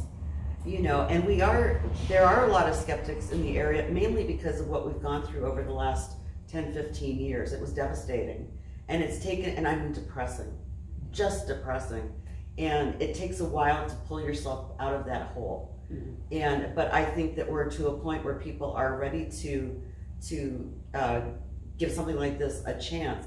And what I really love about of what you do is that you have an avenue for community engagement through your what did you call it? Your brand camp website. The website, yeah. So it can be real time. This is where we're at in our process. Yeah. And engage. That was one thing nobody else offered. And the website is it's branding2rivers.com. Branding2rivers.com. We'll put it down in the doobly-doo, cool. so you can check it out there. Yeah, and I mean, to that point, to that audience, I mean, I think there's oftentimes a very valid thing that they are unhappy with, or, you know, and so I think it's not a group that just needs to be ignored, right? Because they have very real concerns and complaints, and they've probably been here a long time more often than not. And, you know, I kind of view it as sort of, for those ones that are changeable, there's the ones that you just, no matter what you say, they're just not making any effort. And at that point, you just have to say, all right, what do we need to do? And, you know, but I think they're very important to reach those people, talk to them, understand, because this is their community, and you know, what is their future success look Their like? vocal opinionatedness is also a great asset when you do flip them, because now they're that brand champion. Right. And they're probably stronger than other people that were like, yeah, we're on board. Yeah. That's about the level of enthusiasm. Right. You know? Flip them, and it's a great tool. Well, as impatient as I get with some of the negativity around town, you know, if I'm reaching down and trying to, you know, channel my inner Mr. Rogers, you know, and be as charitable as possible about that, you like that. I know how hard it is for you. It is. I got to really reach for that, you know. But I have to think that, you know, part of what's behind being so critical and negative about it is they really care about what's there. And I think there's a genuine, rightful fear of being left behind. Of like, they knew how they fit in a previous version, and they could see what could be success and improvement, but they don't see how they fit into it. It's a form of gentrification that they don't see their role in this new version. And so I think it's important to reach them and help them create that role. And like, where does There's the a sense of that, ownership, you know? if you're a part of the meetings and part of the process. Right. Yeah. Because we're not coming in with like a master plan that's created and being like, here's what we think you guys need to be and do. It's what's the future? What talents are here? What assets are here? Every project's different. Yeah. It's not a blueprint. Yeah. And I know I'm really going to be promoting the website so that people can actually see what's going on and maybe get a little bit excited and get a little bit more optimistic. Yeah. Because you're right, we want to hear from everybody. And I think it is important that people who are the most pessimistic, or they are very passionate, they're very sad to see what has happened to the community, but they have to get excited too, that it might not be the way it was, but it can be something maybe even better. Sure. So but you give us that opportunity to get them involved. Yeah. You should hear some of our conversations that are always very good, productive things, and I'm glad we kind of allow them to, with bumpers on. But opinionated people, and we have some nice debates and everything. But ultimately, that shows we care. We're plugged into it. Right. Let's not go with the flow, and it just makes the thing even stronger. Whatever we're working on. Well, guys, we're super pleased that you're here and that you've taken time with us today to talk a little bit about your process and how you're trying to help the city, Two Rivers here. We're grateful for that involvement and for what you're doing. The prognosis for the patient, is it looking good so far? Is there hope? I think you're going to make it. We're going to make it, we're going to pull through it. You were saying earlier the surprising aspect of coming here and just seeing all of it, and our days are so filled. Yeah. That's a good, right away, that's a good sign. Yeah. And I actually was amazed because I kind of saw your itinerary as to what you were going to be doing, and I was kind of amazed. I was like, man, we've got a lot to do around here. When you see it in that respect. And I just have one quick question. Are you all native Texans? No, Where are you? I'm the only not. Where are you from? New Mexico originally. Okay. Well, I will talk about Arlington, Texas, any chance I get. Okay. So that was a plug. There you go. Yeah. Destination. Yeah, I think most of our team is from Dallas, Texas area. Okay. Brisa's from New Mexico. Okay. But yeah, we love what we do. We get to go across the country and see all these great communities, and a lot of our friends and spouses think that we're just out here vacationing constantly. Right. We don't actually do any work.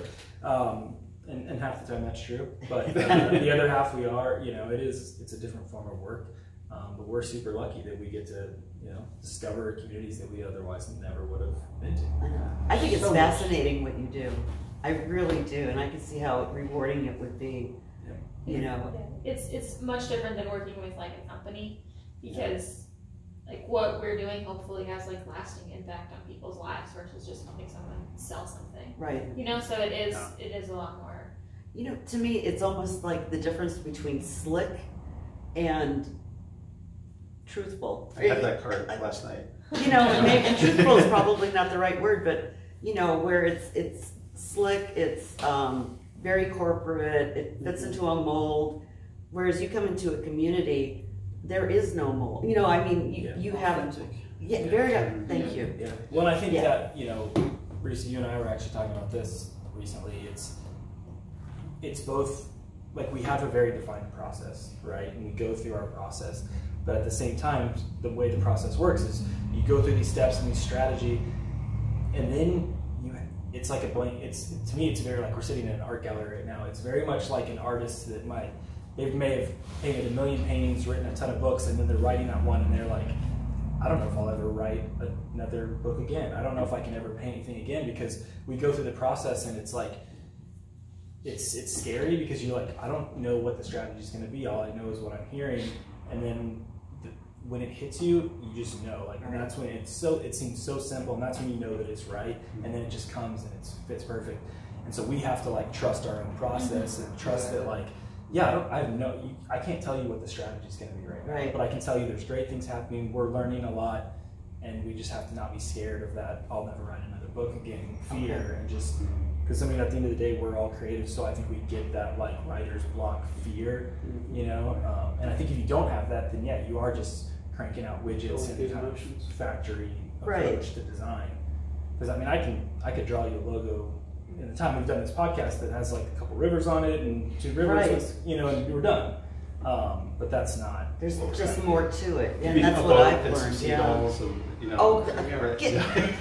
Nix the seagulls, okay? we had overkill on the last logo. So what are your plans for the rest of today? 'Cause there's a lot of stuff going on. You guys leave tomorrow. We do leave tomorrow, We're going to go to fishing derby, check that out. There's a big volleyball tournament down at the beach. We're going to go check that out. Just a number of just shots that we want to get to capture of some of the flowers around the library and bike riding along the lake. So we're headed back to Scream and Cone. Yeah. Oh, yeah. I want to try that. You got to try those. Yeah. They're really good. Oh, you didn't try them? We interviewed her before she was opening. Oh. And now we're going to go back and We made her give us some. Yeah, we do like busy and everything.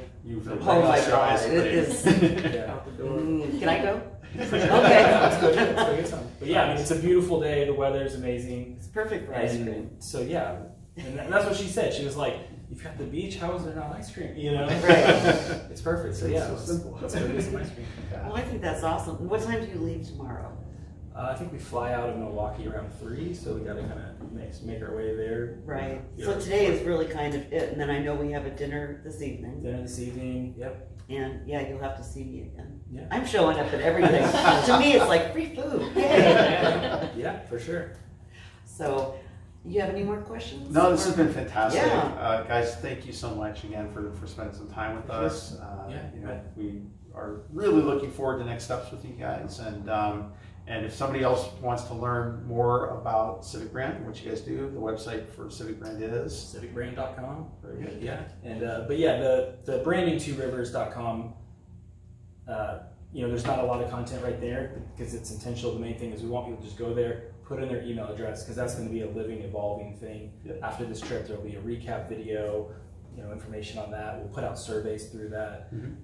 So that's really the place to go. And you know, there's a form on there too if somebody wants to. We've already gotten a few messages of people wanting to talk to us, and we will be back in September. Okay. We'll be working with the branding committee throughout that process, but we'll be physically back here. I think during Ethnic Festival. You're going to love it. That is one of our It's a best cool festivals. Yeah. So, And we're co-hosting the stages this year. okay. Awesome. So Be afraid. be very afraid. No, we've already had the self-censorship discussion. So yeah, we have to be on our best behavior because sometimes that just doesn't happen organically. But no, you guys will have a blast, and I know. You know, I'm going to see you later this evening, but I'm already looking forward to seeing you again in a couple of months and just to see what you've come up with. I find it really exciting. I wish that I was more involved in it because it is such a creative process and it's got to be so rewarding. You know, so I'll just live vicariously through you guys. So Great. Sounds good. Well, thanks again, guys. You bet. And we'll be right back after these messages. God.